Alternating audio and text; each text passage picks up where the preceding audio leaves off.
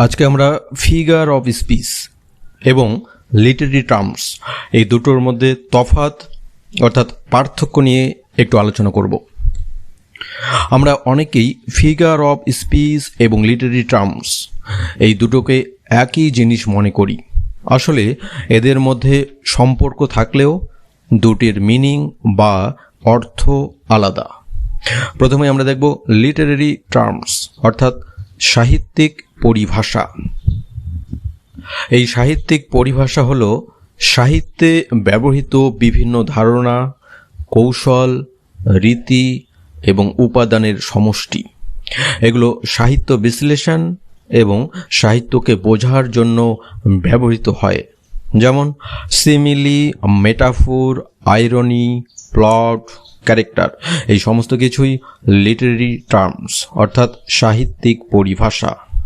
অর্থাৎ সাহিত্য সম্পর্কিত সব গুরুত্বপূর্ণ টেকনিক ও ধারণাই হলো লিটারেরি টার্মসের অন্তর্ভুক্ত।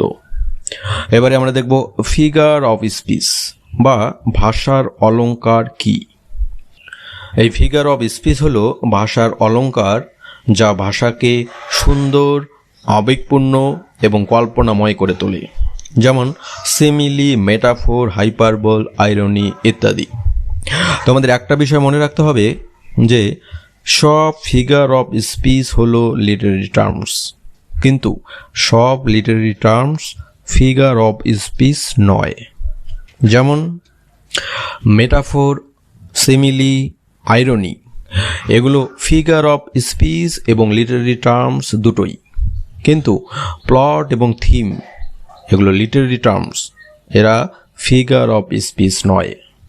আরও সহজভাবে যদি বলা যায় তাহলে বলতে হয় সমস্ত গরিব লোকেরা মানুষ, কিন্তু সব মানুষ গরিব লোক নয়। আজকে এতটুকুই। খুব তাড়াতাড়ি আবারও নতুন ভিডিওতে দেখা হচ্ছে। ততক্ষণ take care, tata bye, thank you.